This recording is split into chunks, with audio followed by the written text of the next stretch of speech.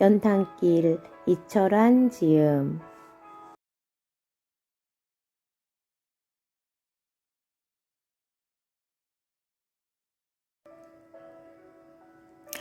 주문한 설렁탕이 사무실로 배달되자 사람들은 식사를 하려고 회의실로 모여들었다.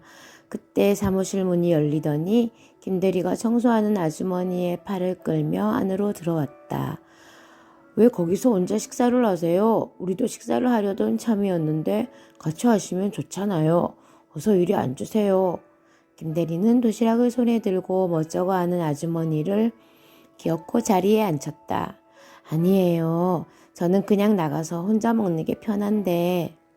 아주머니, 저도 도시락 싸왔어요. 이거 보세요. 정이 많은 김대리는 아주머니의 도시락을 뺐다시피 해서 탁자 위에 올려놓고는 자신의 도시락을 나란히 꺼내놓았다. 아니, 왜 이 건물엔 청소하시는 아주머니 식사할 곳 하나가 없어? 그러게나 말야. 글쎄, 날씨도 추운데 옥상으로 올라가는 계단에서 식사를 하시려 하잖아. 김대리는 안쓰러운 표정을 지으며 동료들에게 말했다. 멀찌감치 듣고만 있던 창수도 그의 말에 고개를 끄덕이며 공감의 표시를 했다. 아주머니가 싸온 반찬통에는 시들한 김치만 가득했다. 숫기가 없는 아주머니는 자신이 싸온 초라한 반찬이 창피했는지 고개를 숙인 채 조심스럽게 식사를 하고 있었다. 김대리는 아내가 정성스레 준비해준 김이며 장조림이며 명란젓을 몇 번이고 아주머니에게 권해드렸다. 그리고 자신은 아주머니가 싸온 시들한 김치만 먹었다. 김치 참 맛있네요, 아주머니. 김대리의 말에 아주머니는 소리 없이 미소만 지었다. 다른 동료들도 아주머니가 싸온 김치를 맛나게 먹었지만 창수는 단 한 조각도 입에 넣지 않았다. 창수는 왠지 그 김치가 불결해 보였다. 워낙에 시들한 데다가 김치가 담겨있던 통은 너무 낡아 군데군데 허옇게 벗겨져 있었고 붉은 물까지 들어있었다. 밥을 다 먹고 나자 창수는 아주머니에게 미안한 생각이 들었다. 그래서 출근할 때 아내가 보온병에 담아준 율무차를 아주머니에게 주었다. 종이컵에 따르면 2잔이 나오지만 머그잔에 가득 따라 자신은 먹지 않고 아주머니에게만 주었다. 아주머니는 거듭 사양했지만 결국 창수의 성화에 못 이겨 율무차를 마셨다. 대신 창수는 자동 판매기에서 커피 4잔을 뽑아 동료들과 함께 마셨다. 아주머니는 그 자리가 어려웠는지 율무차를 마시는 내내 벽 쪽만 바라보고 있었다. 정말 맛있게 마셨어요. 근데 제가 다 마셔서 어떻게 하지요? 아니에요. 아주머니는 창수가 준 율무차를 조금도 남김없이 다 마시고는 진심으로 고맙다는 미소를 지었다. 그리고는 머그잔을 씻어다 준다며 밖으로 나갔다. 그날 7시쯤 집으로 돌아온 창수를 보자마자 그의 아내가 대뜸 물었다. 아침에 가져간 율무차 드셨어요? 그럼. 어쩌면 좋아요. 맛이 이상하지 않았어요? 왜? 아니 글쎄 율무차에 설탕을 넣는다는 게 맛소금을 넣었지 뭐예요. 저녁을 하다 보니까 내가 설탕통에 맛소금을 담아 놓았더라고요. 창수는 아내의 말에 아무 말도 할 수 없었다. 그리고 자신의 마음을 다시 돌아보게 되었다. 청소부 아주머니가 싸온 김치를 그가 불결하다고 생각할 때 아주머니는 소금이 들어있는 짜디찬 율무차를 마셨다. 조금도 남기지 않고 몇 번이고 맛있다는 말을 되풀이하면서 그날 밤 창수는 밤늦도록 잠을 이루지 못했다. 그의 입을 뒤척이는 소리만이 밤의 고요를 깰 뿐이었다. 청소부 아저씨가 힘겹게 고갯길을 오르고 있습니다. 해맑게 웃으며 한 아이가 다가왔습니다. 아저씨의 구슬땀 속에 콧등처럼 매달린 환한 미소, 예전의 우리들 모습입니다. 하지만 지금 우리는 너무 멀리 와 있습니다.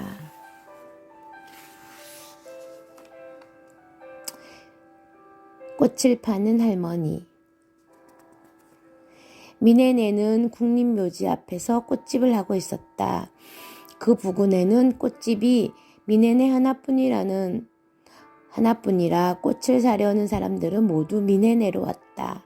그런데 묘소 앞에는 허리가 활처럼 굽은 할머니 한 분이 좌판에서 꽃을 팔고 있었다. 아빠, 저 할머니는 좀 웃긴 것 같아. 아빠도 알아? 저 할머니가 묘소 앞에 놓인 꽃들을 몰래 가져다 파는 거. 아빠도 알고 있어. 아니, 팔 게 따로 있지. 그걸 가져다 팔면 어떻게 해? 아무래도 관리소 사람들한테 말해야겠어. 오죽이나 살기 힘들면 죽은 사람들 앞에 놓인 꽃을 가져다 팔겠니? 그냥 모른 척 해라. 아빠는 모른 척 할 게 따로 있지. 저건 옳은 일이 아니잖아. 사람들 얘기 들어보니까 우리 집에서 사다 갖다 놓은 꽃들을 다음날 새벽에 몰래 가져다가 반값도 받지 않고 팔고 있나 봐. 옳고 그른 건 누가 보느냐에 따라 달라지는 거야. 그래도 저 할머니는 욕먹을 짓을 하고 있잖아. 미네야, 다른 사람을 욕해서는 안 돼. 우리도 그 사람들과 비슷한 모습으로 살아가고 있으니까. 그리고 이해할 수는 없어도 사랑할 수는 있는 거야. 겨울에는 추운 날씨 탓인지 묘소를 찾는 사람들이 드물었다. 특별한 행사가 있는 날이나 일요일을 제외하고는 하루 서너 명의 손님이 꽃집을 찾는 게 전부였다. 묘소를 찾는 사람들이 적으니 묘소에 놓여진 꽃도 적었다. 미네는 꽃을 파는 할머니가 허탕을 치고 가는 모습을 올겨울 들어 여러 번 보았다.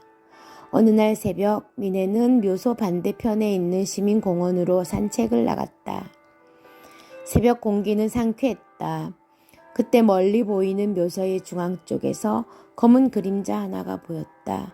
양쪽 손에 무언가를 들고 느릿느릿 걷고 있는 것을 보니 아무래도 꽃을 가져가는 그 할머니 같아 보였다. 미네는 그냥 가려다가 당황하는 할머니의 모습이 보고 싶어서 일부러 그쪽을 향해 걸어갔다. 그런데 잠시 후 미네는 너무 놀라 걸음을 멈추고 말았다. 희미하게 보이는 그 모습은 할머니가 아니라 바로 자신의 아빠였다. 미네는 동상 뒤로 얼른 몸을 숨겼다. 몇 번을 다시 보아도 양손에 꽃을 들고 있는 사람은 아빠였다. 몇 번을 다시 보아도 양손에 꽃을 들고 있는 사람은 아빠였다. 설마 아빠가 묘소에 놓인 꽃들을 들고 나올 줄은 꿈에도 생각 못했던 일이었다. 미네는 계속 아빠를 지켜보았다.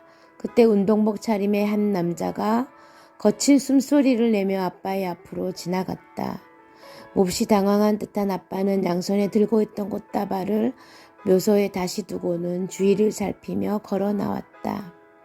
아빠, 아침부터 여긴 웬일이냐? 아빠는 몹시 놀란 표정이었다.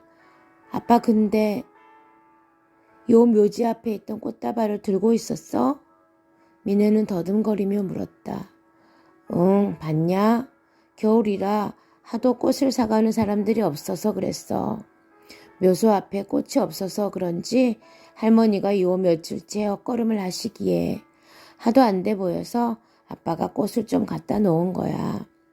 겸연쩍게 웃고 있는 아빠에게 미네는 아무 말도 할 수가 없었다.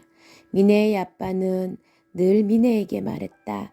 우리는 함께 살아가는 사람들에게 빚을 지고 있는 거라고. 우리의 삶이 꺼져갈 때마다 우리를 살리는 건 우리 자신이 아니라 다른 이들의 헌신적인 사랑이라고.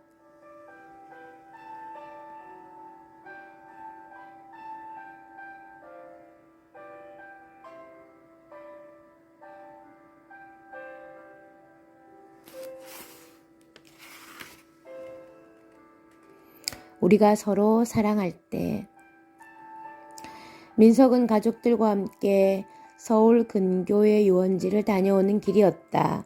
어두운 진입로를 들어설 무렵 차도 한쪽에 검은 물체가 길게 누워있는 것이 보였다. 처음에는 도로에 흔히 방치된 거적 정도로 생각했지만 예감이 심상치 않아 차를 세우고 가까이 가보니 중년의 사내가 얼굴이 피투성이가 된 채 신음하고 있었다. 사내는 움직이지 못했지만 의식은 남아있었다. 뺑소니 사고였다. 어서 차에 태워야겠어. 여보, 나 좀 도와주구려. 빨리 경찰에 알리는 게 낫지 않겠어요? 그의 아내가 겁에 질린 얼굴로 말했다. 지금 그럴 시간이 없어. 그러다 이 사람 죽을지도 몰라. 어서 빨리 나 좀 도와줘. 아내의 도움을 받으며 민석은 사내를 차 뒷좌석에 태웠다. 이 차에 다 탈 수 없으니까 당신이 아이들 데리고 여기서 좀 기다려야겠는데 택시나 버스도 없고 말이야. 서둘러 다녀오리다. 우리도 언제 이런 일 당할지 모르지 않소. 민석은 병원을 향해 차를 몰았다. 그의 아내는 아이들을 데리고 그곳에 남아있었다.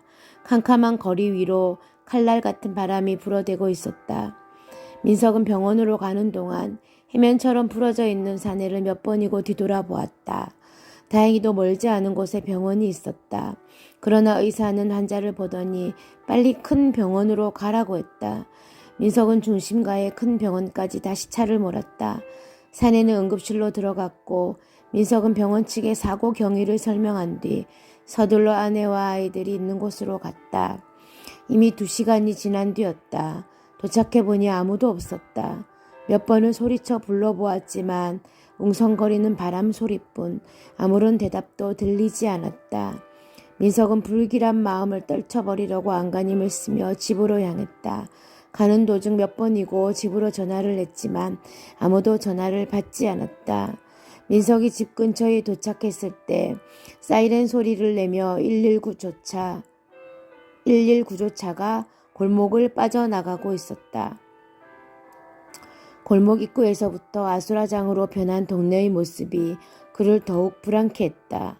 소방차의 호스가 폭포처럼 사납게 물을 뿜으며 불길을 잡고 있었다. 민석은 순간 가느다란 비명을 지르며 차에서 내렸다. 불이 난 곳은 바로 그가 살고 있는 빌라였던 것이다. 악마의 이빨처럼 날카롭게 깨어진 유리창은 연거푸 시꺼먼 연기를 패탄했다. 그리고 검은 연기 사이로 얼굴을 감추고 있던 불길은 다른 곳으로 그 붉은 손을 뻗치고 있었다. 그는 안절부절 못하고 불이 난 곳으로 뛰어갔다. 바로 그때 가까운 곳에서 그의 아내의 소리가 들려왔다. 그를 보자 아내와 아이들은 울면서 그에게 달려왔다. 처제하고 김서방은? 민석은 긴장된 표정으로 물었다. 그의 처제네가 바로 위층에 살고 있었기 때문이었다. 소연이도 무사하고 김서방도 다 무사해요. 몹시 놀랐는지 그녀는 더듬더듬 말을 했다. 그런데 어떻게 된 일이야? 내가 얼마나 걱정했는데. 1시간쯤 기다리다가 아무래도 당신이 늦어질 것 같아서 소연이에게 전화를 걸었어요. 그래서 소연이가 김서방하고 자는 애까지 안고 차를 가지고 우리들을 데리러 나왔고요. 그런데 집에 도착하니 이 지경이 된 거예요. 1층에서 가스가 폭발했대요. 다른 사람들은 다 빠져나온 거야? 잘은 모르겠는데 아까 여러 명이 구급차에 실려갔어요. 어떡해요, 여보? 그의 아내는 더 이상 말을 못하고 엉엉 울었다. 불행 중 다행으로 사고 당시 빌라에 있던 사람들이 많지 않아 사상자는 적었다. 그 사고로 가스가 폭발한 102호에 살고 있던 부부가 사망했다. 다음날 아침 일찍 민석의 핸드폰이 울렸다. 여보세요? 강민석 씨 핸드폰 맞지요? 네, 그런데요. 어떻게 감사의 말씀을 드려야 할지 모르겠어요. 어제 선생님께서 목숨을 구해준 분이 제 남편이에요. 아, 그러세요? 남편께서는 괜찮으신지요? 오늘 새벽에 의식이 돌아왔어요. 선생님 아니었으면 정말 큰일 날 뻔했어요. 이 은혜를 어떻게 다 갚아야 할지 모르겠습니다. 별 말씀을 하시네요. 살아주신 것만으로도 이미 보답을 받은 거지요. 그렇지 않아도 걱정이 돼서 오줌 병원에 가려던 참이었는데. 며칠 뒤 사내를 치고 달아났던 범인들이 밝혀졌다. 범인들은 사내를 치고 나서 차에서 내리기까지 했는데 순간적으로 마음을 바꿔먹고 도망쳤던 모양이었다. 그러나 사고 당시에 의식이 남아있던 사내가 아주 짧은 순간이었지만 자동차 번호를 보았던 것이다. 그것이 단서가 되어 범인들은 결국 덜미를 잡히고 말았다. 그러나 사내를 치고 달아난 범인들은 이미 이 세상 사람이 아니었다. 그들은 바로 민석이 사는 빌라에서 가스 폭발로 사망한 102호 부부였던 것이다. 뺑소니 사고가 난 곳은 민석의 집 쪽으로 들어가는 어두운 진입로로 민석의 집에서 차로 15분도 안 되는 가까운 거리였다. 사람들은 다른 사람의 불행을 보고 마음 아파하기도 하며 때로는 다른 이들의 불행을 통해 자신의 처지를 위로받기도 한다. 그러나 다른 사람의 불행을 외면할 때 어쩌면 우리의 불행이 시작되고 있을지도 모른다. 기쁨과 슬픔의 몫은 인간 누구에게나 공평하기 때문이다. 세상이 아무리 비인간적이고 이기적으로 변해간다 해도 사랑은 우리가 살아가는 이유다. 영화를 보거나 소설을 읽다 보면 저런 우연이 정말 있을까 하고 사람들은 의문을 갖는다. 하지만 우리가 살아가는 세상엔 생각보다 더 많은 우연이 있고 생각보다 더 큰 사랑이 있다. 그 중에는 단순한 우연도 있지만 우연처럼 보이는 하늘의 섭리도 있다. 하늘의 섭리는 반딧불처럼 반짝거리며 어둠 속에 있는 이들을 인도하며 때로는 뾰족한 쇠사슬이 되어 악인의 손발을 꽁꽁 묻어버리기도 한다. 착하게 살아가는 이들의 아픔 속으로 기적은 기어이 다가온다. 그리고 사악한 이들의 마음속으로 단죄의 화살은 날아가 박힌다. 기적이나 단죄의 화살은 우연처럼 보이지만 우연이 아니다. 그것은 분명 인간의 행복과 불행을 관여하는 하늘의 섭리인 것이다.